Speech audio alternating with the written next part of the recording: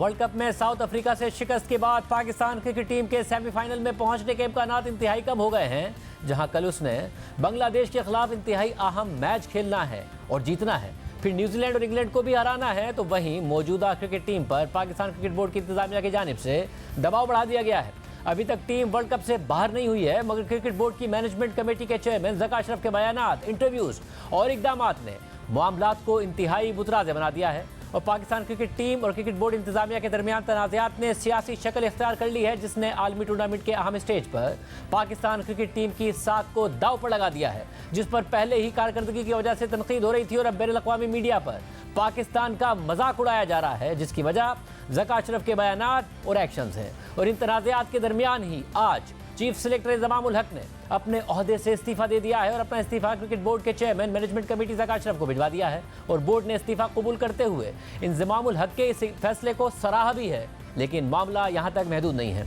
एक तरफ Pakistan cricket board ने साउथ अफ्रीका के फैसला कुन मैच से एक दिन पहले ही वर्ल्ड कप में पाकिस्तानी क्रिकेट टीम की कारकर्दगी से किनारा कुशी इख्तियार करके वर्ल्ड कप के बाद खिलाड़ियों की कारकर्दगी की बुनियाद पर उनके एहतसाब की बात कर दी थी, जिससे क्रिकेट बोर्ड पर तनकीद हो रही थी कि वर्ल्ड कप ख़त्म होने से पहले और इंतहाई अहम मैचेस से पहले ये हरकत करने की क्या ज़रूरत थी। तो दूसरी तरफ पाकिस्तान क्रिकेट बोर्ड के chairman management committee Zaka Ashraf ने अपने दिफा के लिए कैप्टन बाबर आजम का मुबैना व्हाट्सएप पैगाम मीडिया पर लीक कर दिया है। अहम बात यह है कि यह सारा तनाज़ा उस वक्त शुरू हुआ जब पाकिस्तान क्रिकेट बोर्ड ने साउथ अफ्रीका के साथ पाकिस्तान के मैच से एक दिन पहले एलामिया जारी करके पाकिस्तान की वर्ल्ड कप में नाकिस कारकर्दगी से फासला अख्तियार कर लिया था और ज़का अशरफ ने सारी जिम्मेदारी इंज़माम उल हक और बाबर आजम पर डाल दी थी। और फिर एक दिन बाद यानी 27 अक्टूबर को पाकिस्तान क्रिकेट टीम के साबिक कप्तान राशिद लतीफ़ ने यह दावा कर दिया था कि पाकिस्तान क्रिकेट बोर्ड की मैनेजमेंट कमेटी के चेयरमैन ज़का अशरफ को 2 दिन से कप्तान बाबर आजम मैसेज कर रहे हैं, लेकिन वो जवाब नहीं दे रहे हैं।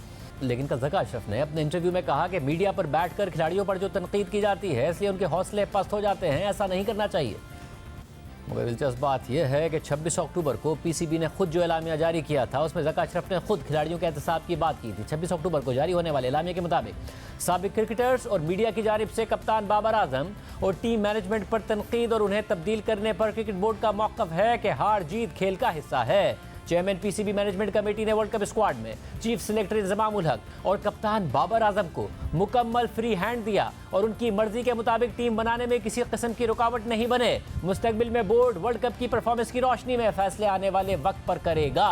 यानी इस्लामिया में ज़का अशरफ ने सारी जिम्मेदारी इंज़माम उल हक और बाबर आजम पर डाल दी थी। मगर फिर सवाल उठा कि इंज़माम उल हक को तैनात तो खुद ज़का अशरफ के दौर में किया गया था, तो फिर कल ज़का अशरफ ने इस पूरे मामले पर अपने साथ साथ इंज़माम उल हक को भी बरी ज़िम्मा करार देते हुए कहा था कि इंज़माम को तैनात उनके दौर में किया गया था, मगर इंज़माम उल हक ने खुद टीम नहीं बनाई बल्कि गुज़िश्ता टीम को ही बरकरार रखा। जिम्मेदारी गुज़िश्ता चेयरमैन की है, मगर आइंदा हम जो करेंगे उसकी जिम्मेदार हम होंगे।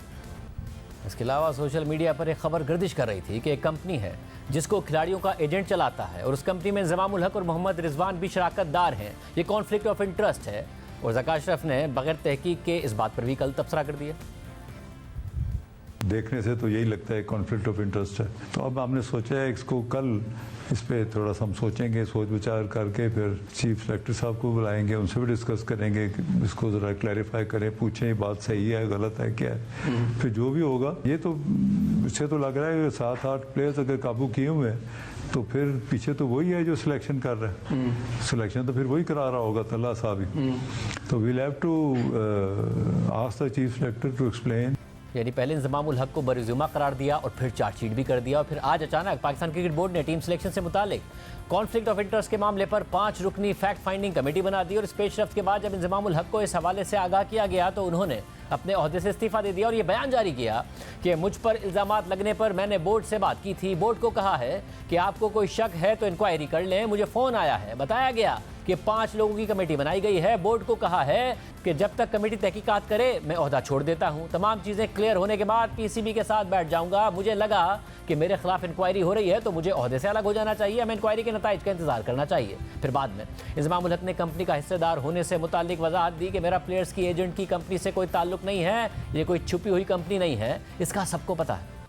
जबकि पीसीबी ने इंज़माम उल हक के इस्तीफ़े पर रद्द-ए-अमल देते हुए कहा है कि बोर्ड तहकीकात के दौरान इंज़माम उल हक के रज़ाकाराना तौर पर इस्तीफ़ा देने के फैसले को सराहता है और तस्लीम करता है। मगर ज़का अशरफ के बयानात का तनाज़ा सिर्फ यहाँ तक महदूद नहीं है, बल्कि कौमी क्रिकेट टीम के कैप्टन बाबर आजम भी इसका निशाना बने हैं।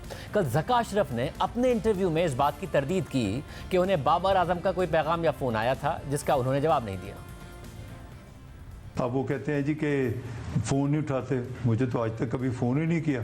जो टीम का कैप्टन होता है उसका लेवल होता है डायरेक्टर इंटरनेशनल या COO से तक वो बात करता है। लेकिन ज़का अशरफ यहाँ नहीं रुके, बल्कि उन्होंने इसरार करके बाबर आजम की गुफ्तगू का व्हाट्सएप मैसेज प्रोग्राम में चलवा दिया, जिसमें मुबैना तौर पर बाबर आजम राशिद लतीफ़ के इस इल्ज़ाम की तरदीद कर रहे हैं कि उन्होंने ज़का अशरफ को कोई कॉल या मैसेज किया था जिसका जवाब नहीं आया था। लेकिन बाद में प्रोग्राम के मेज़बान वसीम बदामी ने भी तस्लीम किया कि बाबर आजम का प्राइवेट मैसेज चलाना एक दुरुस्त फैसला नहीं था, लेकिन यह पैगाम ज़का अशरफ के इसरार पर चलाया गया था। मगर ज़का अशरफ ने अभी तक इस बात पर किसी भी शर्मिंदगी का इजहार नहीं किया है, कोई क्लैरिफिकेशन नहीं दी है। आज हमने राशिद लतीफ़ को इस पूरे मामले पर प्रोग्राम में आने की दावत दी तो उन्होंने कहा कि वो सरकारी टीवी के साथ कॉन्ट्रैक्ट में होने की वजह से प्रोग्राम में शिरकत नहीं कर सकते, मगर वो अपने इस दावे पर कायम हैं कि बाबर आजम ने ज़का अशरफ को मैसेजेस किए, लेकिन उन्होंने कोई जवाब नहीं दिया। साथ ही हमने ज़का अशरफ को प्रोग्राम में आने की दावत दी, मगर वो नहीं आए। लेकिन हम उनसे एक और इल्ज़ाम का जवाब चाहते थे जो राशिद लतीफ़ ने लगाया कि PCB, फ्रेंचाइजेस और कुछ टीवी चैनल्स बाबर आजम से इसलिए नाराज़ हैं क्योंकि उन्होंने बेटिंग कंपनीज का लोगो अपनी शर्ट पर लगाने से ये कहकर इनकार किया कि जुए की कंपनीज हैं, हम इनका लोगो नहीं लगाएंगे। प्रॉब्लम किसको हो रही है? मीडिया हाउसेस देखिएगा जिनको सैरोगेट ने बंद किया है, मिनिस्ट्री इंफॉर्मेशन मिनिस्ट्री ने बंद किया है ना, ऐसे ही सर। प्रॉब्लम उनको हो रही है। तो किसने बंद किया है? आपका कप्तान उनके सामने है, हमारा कप्तान भी Yes. हमारे सामने है। उसका कैरेक्टर उसने शो किया बिल्कुल। कि ये नहीं चलेगा, चाहे वो कोई भी फ्रेंचाइज हो। तो सारे तीर उसी के ऊपर होते हैं जहाँ पे ये प्रॉब्लम होती है। आपको 40 करोड़ एक टूर्नामेंट का मार दिया तो जाहिर सी बात है लोगों का गुस्सा नजला फर्क तो पड़ा है ना। बिल्कुल। तो आपकी फ्रेंचाइज भी पीछे है इसके, और प्रेशराइज किया जा रहा है। प्रेशराइज क्या कर रहे हैं फ्रेंचाइज। रिजवान का क्या हुआ था मुल्तान सुल्तान का? मुश्किल हो गई थी ना। बिल्कुल। अब वो सैरोगेट नहीं, बैटिंग कंपनी का नहीं लगाना चाहते। फ्रेंचाइज और PCB फोर्स कर रहा है। कौन फोर्स कर रहा है? जिन्होंने प्रेस रिलीज निकाली है कि ये प्रेशराइज किया ये जा रहा है। बात ही नहीं कर सकते बोर्ड वाले तो। मगर जब ज़का अशरफ ने प्रोग्राम में शिरकत करने से इनकार कर दिया तो हमने उन्हें 4 सवालात भेजे और उनका मौक़िफ़ मांगा। पहला सवाल हमने ज़का अशरफ से ये किया कि प्रोग्राम के मेज़बान वसीम बदामी ने यह दावा किया है कि आपने खुद बाबर आजम के साथ होने वाली बातचीत का स्क्रीनशॉट दिया और फिर उसे चलाने के लिए इसरार भी करते रहे, इस पर आपका क्या मौक़िफ़ है?